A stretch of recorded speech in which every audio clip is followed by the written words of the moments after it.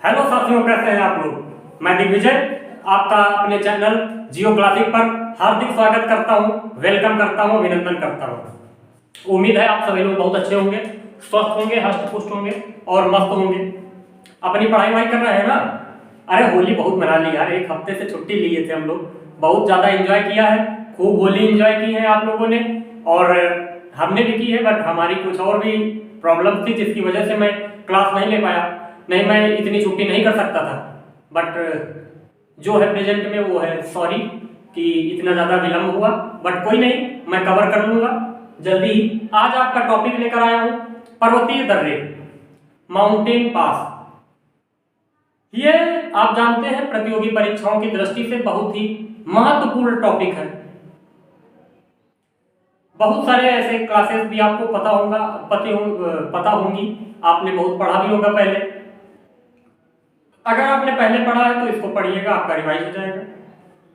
नहीं पढ़ा है तो आपके लिए बहुत ही अच्छी क्लास होने वाली है।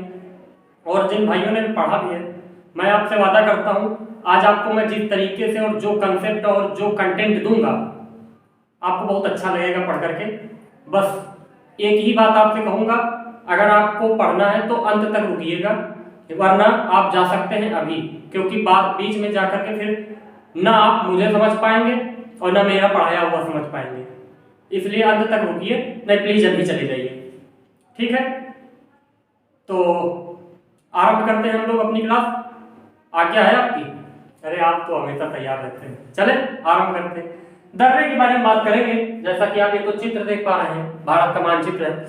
दर्रे की आवश्यकता क्यों होती है? देखिए, दर्रे एक्चुअली कहाँ पाए जाते हैं, तो आपका जनरली यही आंसर होगा कि दर्रे पर्वतीय क्षेत्र में पाए जाते हैं। मैं कहूंगा आपसे कि ये पर्वतीय क्षेत्र में क्यों पाए जाते हैं, क्योंकि आप जानते हैं पर्वतों की ऊंचाई काफी होती है। खासकर अपने इधर पर्वतों में आप हिमालय तरफ चले जाओगे, 8-8 हजार से भी ऊंची चोटियां हैं। 8-8 हजार मीटर यानी 8 किलोमीटर से ऊंची चोटियां हैं। अर्थात समझ रहे हैं आप 500 मीटर चढ़ करके खाली एक जगह देखिए, 4 बार जीने चढ़ते हैं, कितना तकलीफ होती है। 8-8 किलोमीटर ऊपर चढ़ना क्या होगा, कैन यू इमेजिन? बहुत ही हर्डलफुल होगा, बहुत ही बाधित होगा, इतनी सारे ऑब्स्टेकल होंगे, you can just imagine, feel. So इस दर्द को कम करने के लिए ही दर्रों का प्रयोग किया जाता है। मेरा कहने का छोटा सा मतलब होगा कि आप समझिए एक सीधी सी बात, दर्रे पर्वतीय इलाकों में इसलिए पाए जाते हैं क्योंकि पर्वतों की ऊंचाइयां काफी ज्यादा होती हैं और अगर हमको एक स्थान से दूसरे स्थान तक जाना है तो हमें पर्वत को चढ़कर जाना पड़ेगा। इस सुविधा के लिए ऐसी बाधाएं हमारे रास्ते में ना हो, ऐसी मुसीबत ना हो, इस मुसीबत से निजात पाने के लिए दर्रों का प्रयोग करते हैं ताकि हम एक स्थान से दूसरे स्थान पर पहुंच जाए। फॉर एग्जाम्पल, जैसे अगर हमको शिमला की राजधानी मान लीजिए मंडी है, लेह है, सभी को पता है। अगर हमको लेह से कहां जाना हो, लेह से मंडी, शिमला है हिमाचल प्रदेश की राजधानी, लेह की मैं बात कर रहा हूं। अगर मंडी से लेह जाना है तो हम दर्रों का प्रयोग करेंगे। अब कौन सा दर्रा आएगा सामने? बाड़ा लाचला दर्रा आएगा, ये आपको सीधा तो पता होगा। तो एक ये अगर पता हो तो ठीक है, नहीं पता है अभी आगे बताएंगे। तो इसलिए मैं बता रहा हूं कि दर्रे इसीलिए जरूरी है कि हम एक स्थान से दूसरे स्थान पर सुगमता से जा सकें। समझ गए? एक एक दर्रों को मैं आज बता देता हूं, इसके बाद आपको नहीं पढ़ना पड़ेगा। अगर चैनल पर नए हैं तो सब्सक्राइब कर लीजिए, वीडियो को लाइक कर दीजिए और अंत तक देखने के बाद अगर क्लास अच्छी लगे तो शेयर कर दीजिएगा। चलिए स्टार्ट करते हैं हम लोग। सबसे पहले मैं आपको लद्दाख जो केंद्र शासित प्रदेश है इसके अंदर स्थित दर्रों के बारे में चर्चा करता हूं। देखिए, तो एक दर्रा है आपका, सबसे पहले पाया जाता है आघिल दर्रा। आप ये देख पा रहे हैं, आघिल, ये दर्रा, ये आघिल दर्रा आपका कहां पर है? तो ये आघिल दर्रा आपका पाया जाता है लद्दाख में। इसके बाद एक और दर्रा है काराकोरम दर्रा। चूंकि देखिए आघिल है, काराकोरम है, चांगला है, ये रहा आपका चांगला, ठीक, ये खारदुंगला, तो ऐसे कर रहे हैं, ये जो आपके लद्दाख में है, प्लस जोजिला, बुर्जिल, ये लद्दाख के दर्रे हैं। मैं इनमें से जो महत्वपूर्ण है मैं आपको सिर्फ वो बता रहा हूं, आप उनको याद रखिए खास तौर पर।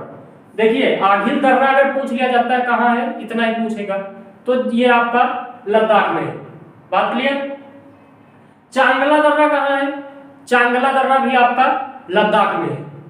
ये आप अगर भूल भी जाएंगे चल जाएगा, लेकिन इंपॉर्टेंट आपका है काराकोरम दर्रा। काराकोरम दर्रा लिखिए,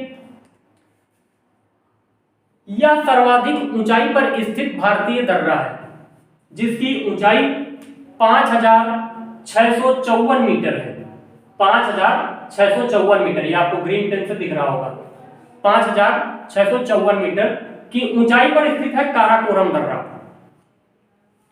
इसके अंदर एक बात और लिख लीजिए कि हमको अगर पाकिस्तान है, पाकिस्तान और चीन का सड़क मार्ग जो है, क्योंकि ये क्या है, पाक ऑक्यूपाइड कश्मीर के अंतर्गत आता है अपना लद्दाख और कश्मीर वाला रीजन आता है ना, तो इधर से जो हमारा जाता है रास्ता, मतलब पाकिस्तान से चाइना का सड़क मार्ग, ठीक। मैं इधर आपको लिख के देता हूं, जैसे ये पाकिस्तान है, ये आपका चाइना है।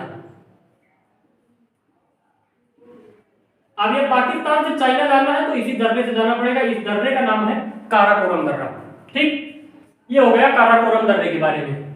चांगला दर्रा भी मैंने बता ही दिया है। इसके नीचे आपकी श्रेणी है काराकोरम श्रेणी। काराकोरम श्रेणी है, काराकोरम श्रेणी के नीचे जब आओगे एक श्रेणी पड़ती है लद्दाख श्रेणी। लद्दाख श्रेणी पर एक दर्रा स्थित है, बहुत इंपॉर्टेंट है, जिसका नाम है खारदुंगला। क्या नाम बताया, खारदुंगला। ये रहा आपका खारदुंगला दर्रा।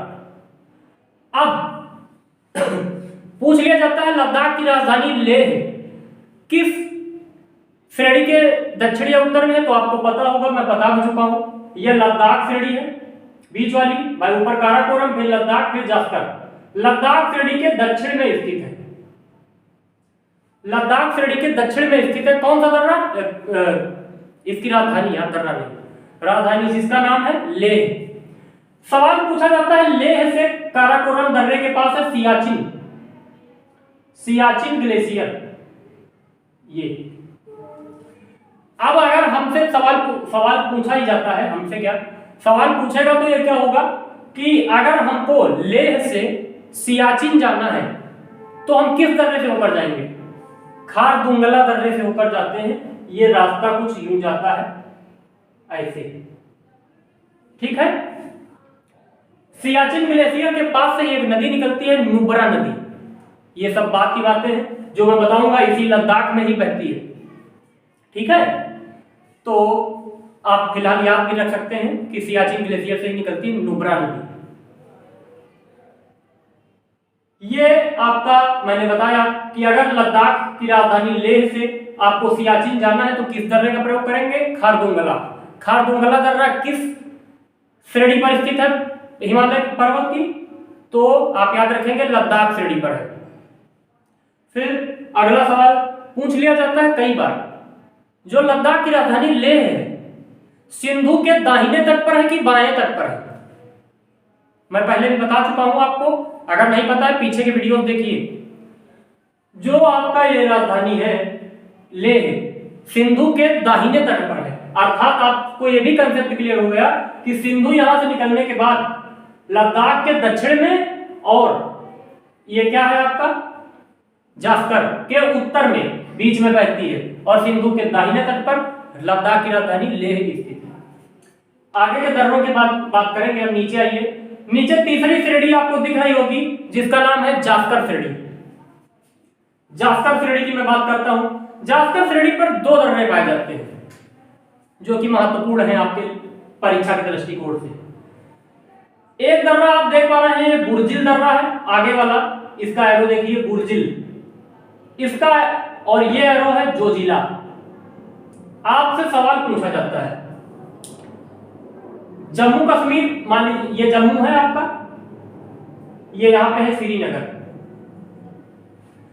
पूछ लिया जाए श्रीनगर से अगर श्रीनगर से अगर आपको लेह जाना है, किस दर्रे से होकर जाओगे? भाई लेह आपका यहाँ है, श्रीनगर यहाँ है, ठीक। मैं इधर से आपको लिख के दिखाता हूँ। ये आपका है, ये जम्मू है मान लीजिए, ये आपका है श्रीनगर, ये आपका है लेह। अब श्रीनगर से लेह जाना है तो बीच में कौन सा दर्रा पड़ रहा है? ये आपका कौन सा दर्रा है? जोजिला। यानी आपको क्या पता चला कि अगर श्रीनगर जो कि जम्मू कश्मीर की राजधानी है, श्रीनगर से अगर हमें लेह जाना है तो किस दर्रे से जाएंगे? जोजिला दर्रे से। इतनी बात क्लियर है भाई? ठीक है, लिख लीजिए। आगे एक दर्रा और है आपका बुर्जिल दर्रा। दर्रे का प्रयोग सड़क के लिए हो नहीं है, या तो ट्रेन मारने जाए, सड़क मारने जाए। अब बुर्जिल दर्रा का प्रयोग क्या है? एक और सवाल।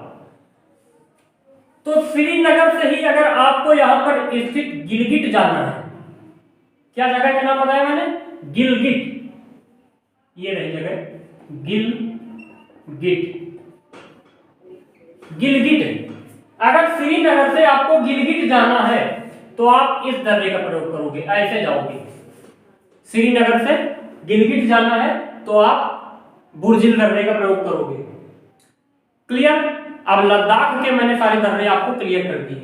नीचे आ जाइए, हिमाचल प्रदेश। पहले जम्मू कश्मीर के दर्रों की बात कर लेते हैं।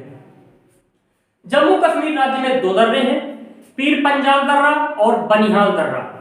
आप लिख चुके हैं, ठीक है। कुलगांव से कोठी जाती है, वो तो कोई दिक्कत नहीं।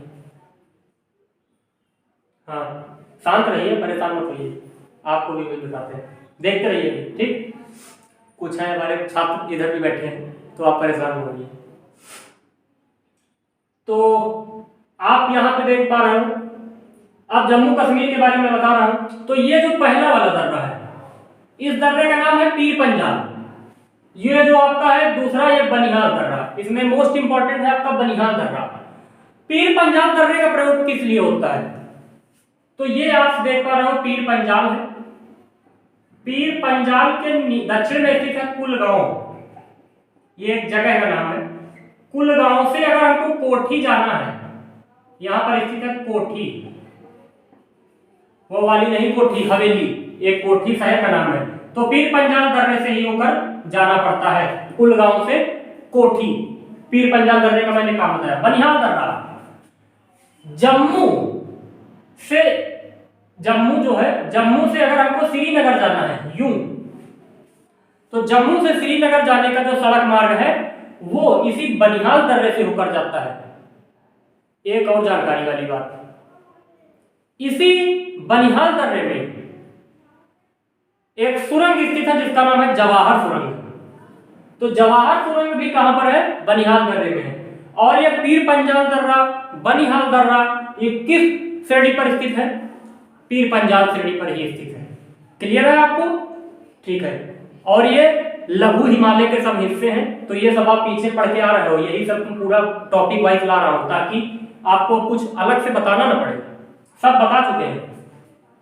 बनिहाल दर्रे तक कंप्लीट हो गया। हिमाचल प्रदेश में दर्रों की बात कर लेते हैं। हिमाचल प्रदेश के दो दर्रे हैं महत्वपूर्ण, हालांकि तीन हैं। कौन कौन से? बारालाचला,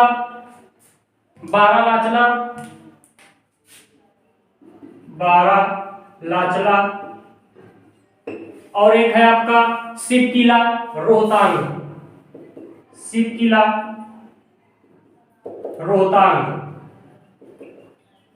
आइए बारालाचला के बारे में जानते हैं, क्या क्या इसकी अहमियत है। देखिए, ये आपकी धौलाधार श्रेणी है हिमाचल प्रदेश में। धौलाधार श्रेणी जो है, धौलाधार श्रेणी के दक्षिण में स्थित है शिमला, या जिसको मंडी कहा जाता है। ये है, मान लीजिए, शिमला या मंडी, ये हिमाचल प्रदेश की राजधानी है। मंडी से अगर हमको, मान लो, मंडी से अगर हमको कहां जाना हो, मंडी से अगर हमको लेह जाना हो, तो हम किन दर्रों का प्रयोग करेंगे? आइए समझते हैं। मंडी से अगर हमें लेह जाना है तो हम हिमाचल प्रदेश में जो दर्रा पड़ेगा इसका नाम पड़ता है बारालाचला। तो हमारी सड़क यूं जा रही है। फिर जब लद्दाख में पहुंचोगे तो एक दर्रा और मिलेगा जिसका नाम पड़ेगा क्या? जिसका नाम पड़ेगा जोजिला दर्रा। जोजिला होते हुए तब पहुंचोगे आप कहां पर? लेह। यानी ये बारालाचला है, ये मंडी है। मंडी, बारालाचला दर्रा, बारालाचला के ऊपर पहुंच गए हम लद्दाख। लद्दाख के ऊपर एक दर्रा पड़ता है जिसका नाम है जोजिला, और जोजिला के बाद पड़ता है लेह। तो ऐसे सर जाएगी मंडी, ये बारालाचला दर्रा है आपका, फिर इसके बाद ये दर्रा आपका जोजिला दर्रा है, लद्दाख में पहुंचने के बाद तब लेह पहुंच दो। तो मंडी से लेह जाने के लिए हमको 2 दर्रों से गुजरना पड़ेगा। ठीक, अगर मंडी से लद्दाख जाना है तब आप सीधे कह सकते हो कि हमको बारालाचला दर्रे से जाना पड़ेगा। अगला दर्रा आपका पड़ता है सिपकिला दर्रा। सिपकिला दर्रा एक्चुअली कहां पर है? हिमाचल प्रदेश और तिब्बत की सीमा पर है, ये आप देख पा रहे हो, ये रहा हिमाचल प्रदेश और तिब्बत की सीमा पर है। जो हिमाचल प्रदेश के यात्री हैं अगर उनको तिब्बत जाना है या चाइना जाना है तो वो सिपकिला दर्रे का प्रयोग करते हैं।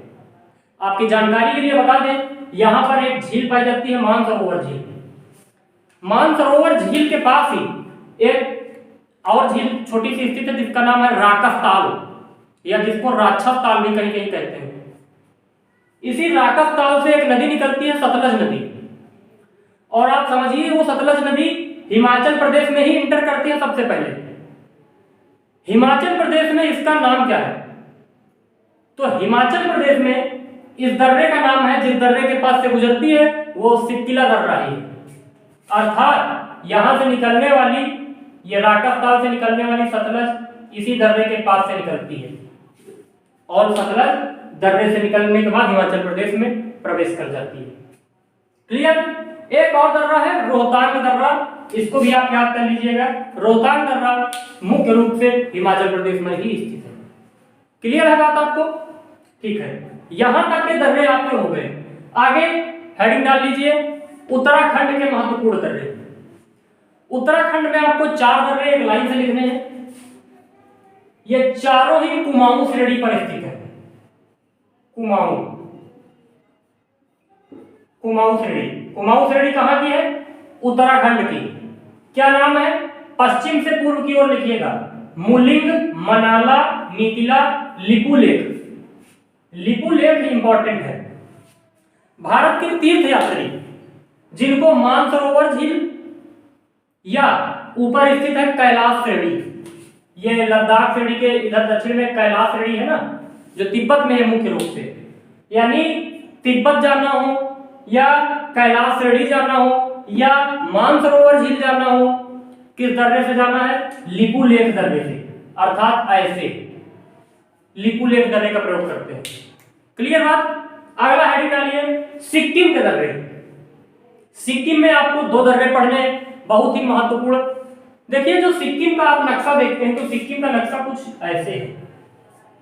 अर्थात ये लगभग 90 डिग्री हम कह सकते हैं, यानी बहुत ही खड़े ढाल वाला क्षेत्र है। 90 नहीं मानेंगे, 75 से 80 जरूर मान सकते हैं। अर्थात ये बहुत खड़े ढाल वाला एरिया है। इसकी ढाल बहुत ही, यानी जो ग्रेडियंट इंग्लिश में बोला जाता है, और तो ये ग्रेडियंट बहुत ही सीधी है, स्ट्रेट है। अर्थात बहुत ही एकदम, आप अगर ऊपर से देखो जैसे कुआं में नहीं देखते हो तो एकदम नीचे दिखती खड़े खड़े, ऐसे ही है।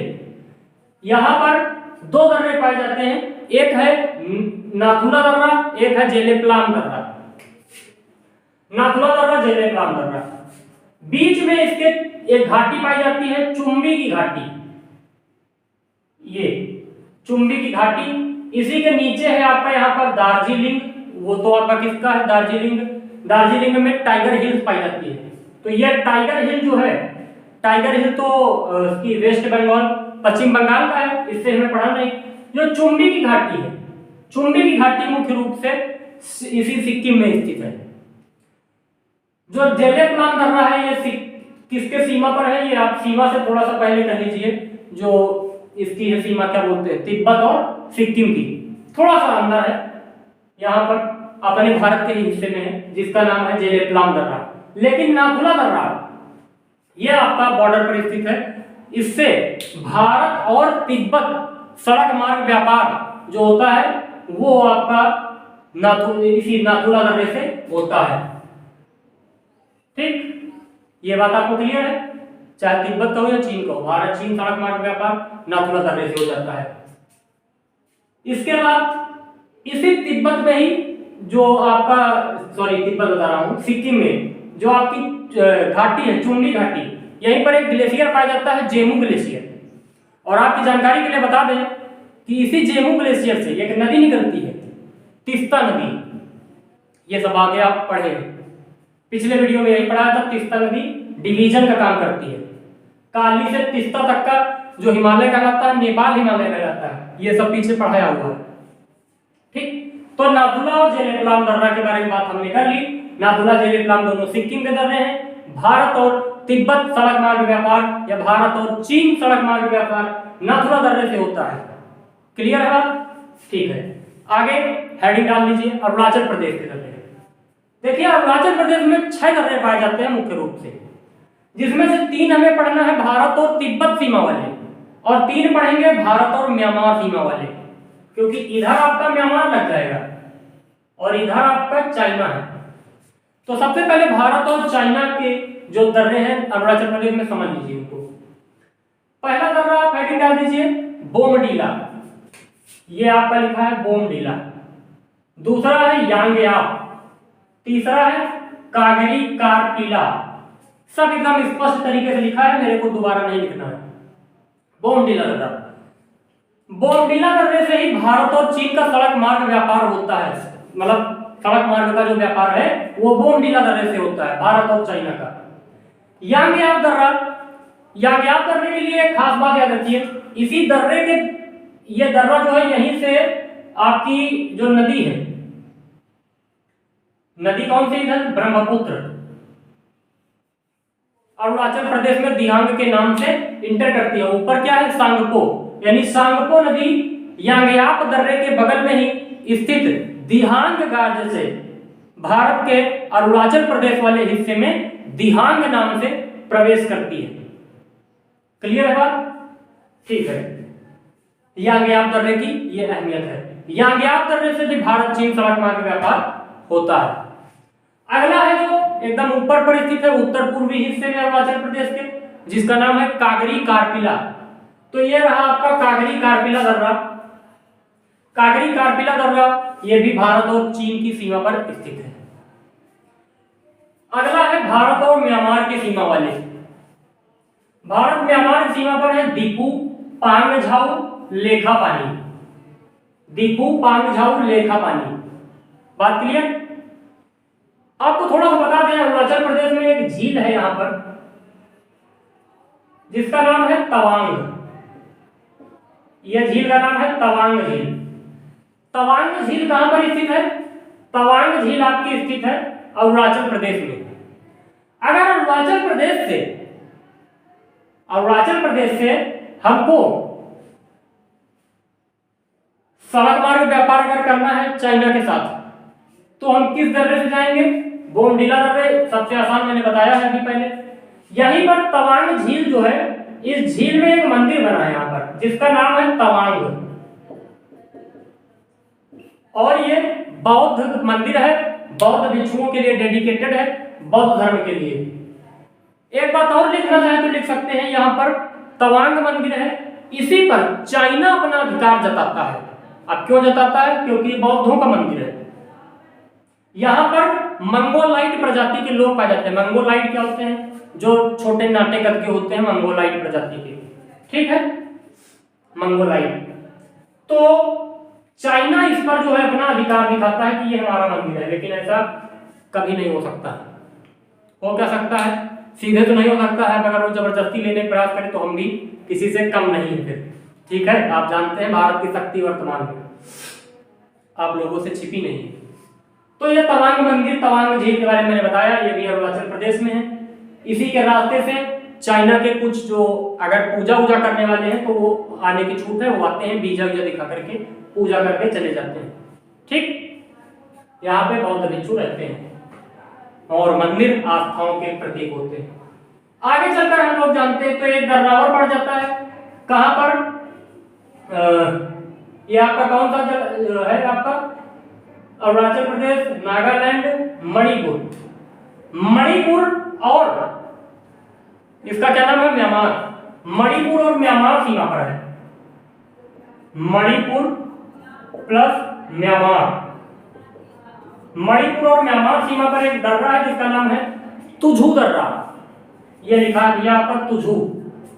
तुझू दर्रा यहाँ पर स्थित है, अर्थात मणिपुर से अगर हमको म्यांमार जाना है तो तुझू दर्रे से होकर चले जाएंगे। ये आपके ऊपर के दर्रे हो गए। अब चले हो नीचे, क्योंकि पश्चिमी घाट भी ऊंचा पर्वत है और मैंने पहले ही बताया है पर्वतों पर ही दर्रे पाए जाते हैं। तो पश्चिमी घाट के कुछ आपके महत्वपूर्ण दर्रे हैं, मैं आपको बताना चाहूंगा। देखिए, सबसे पहले पश्चिमी घाट पर एक स्थित है थाल घाट दर्रा। थाल घाट दर्रा एक्चुअली मुख्य रूप से बंबई में स्थित है, मतलब महाराष्ट्र में स्थित, बंबई नहीं। अब आपसे सवाल आता है, ये आपका स्थित है मुंबई,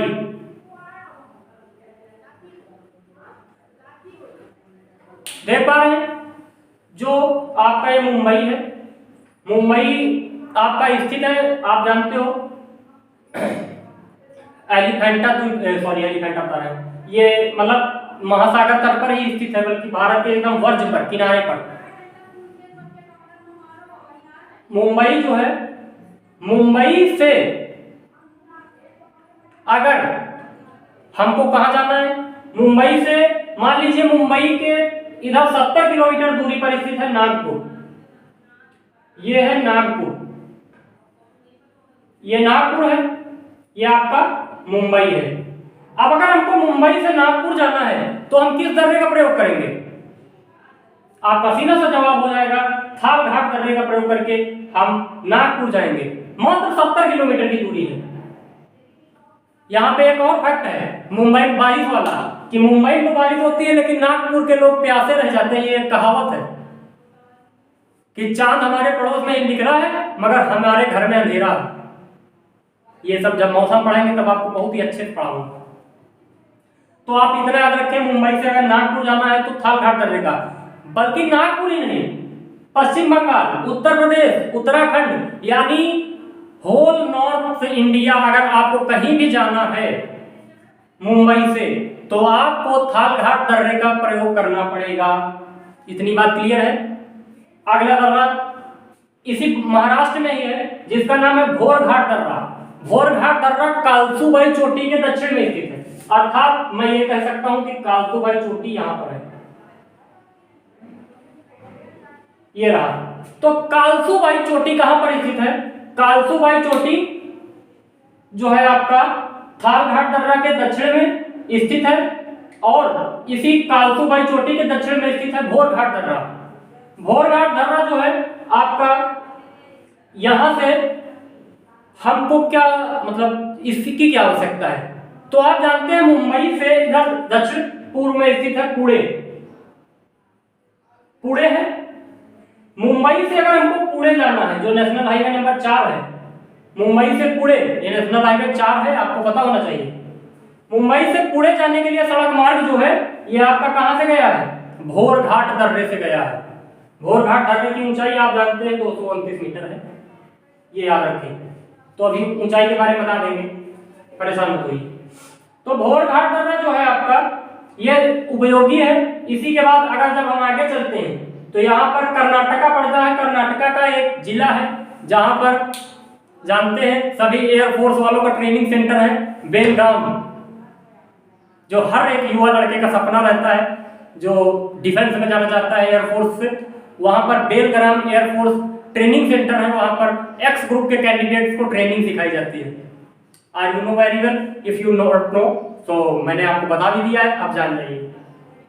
तो कर्नाटक के बेलगाम और उसके बाद तमिलनाडु, तो यानी ये सड़क पूरी ऐसे जाती है, ठीक है। तो मुंबई से पुणे जाने के लिए हमको किस दर्रे का प्रयोग करना पड़ेगा? भोर घाट दर्रा। अगला दर्रे की बात अगर हम करते हैं तो अब जैसे ही जैसे दक्षिण में आते हो तो ये पश्चिमी घाट और पूर्वी घाट एक जगह मिल जाते हैं और वो बन जाती है गांठ। इसी गांठ को क्या कहते हैं हम लोग? इस गांठ को भैया क्या कहते हैं? नाम पता है आपको? नहीं पता? नीलगिरी की पहाड़ियां भाई, ये नीलगिरी की पहाड़ियां हैं, नीलगिरी की गांठ है। इसी नीलगिरी गांठ के दक्षिण में और अन्नामलाई पर्वत श्रेणी के उत्तर में ये नीलगिरी की गांठ है और यहां पर है अन्नामलाई। अब नीलगिरी और अन्नामलाई, नीलगिरी अन्नामलाई के बीच में एक दर्रा पड़ता है जिसका नाम है पालघाट दर्रा। नीलगिरी और अन्नामलाई के दक्षिण में एक दर्रा है जिसका नाम है पालघाट दर्रा। अब पालघाट दर्रे का प्रयोग हम क्यों करते हैं? बहुत ही महत्वपूर्ण है, क्योंकि यहां से सड़क मार्ग भी जाता है और रेल मार्ग भी जाता है। तो मैं इसके बारे में बताऊंगा थोड़ा सा। जो रेल मार्ग है वो कालीकट से त्रिचूर, जो इधर आके लिखना पड़ेगा, कालीकट से त्रिचूर, कालीकट से त्रिचूर जो है ये आपका रेल मार्ग है, वो इसी दर्रे से ऊपर जाता है। और जो सड़क मार्ग है वो उसका नाम थोड़ा सा अलग है, कोयम्बटूर, कोयम्बटूर से इरूड़,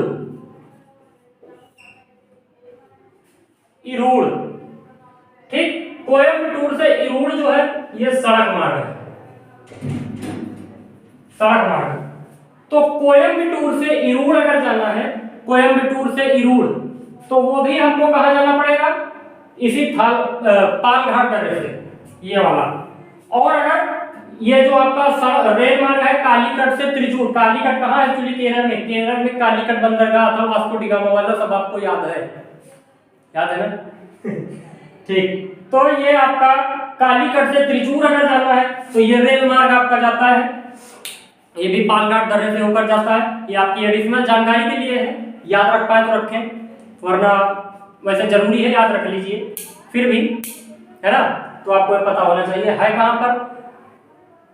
अन्नामलाई के उत्तर में और नीलगिरी के दक्षिण में, बीच में स्थित है छोटी सी स्पेस में, जिसका नाम है पालघाट दर्रा। अगला और आज का अंतिम दर्रा जो बात करने जा रहा है, सेनकोट्टा गैप या सेनकोट्टा दर्रा कहा जाता है। ये आपका सबसे नीचे लिखा है, आपको ना दिख रहा हो तो मैं यहां लिख देता हूं, सेनकोट्टा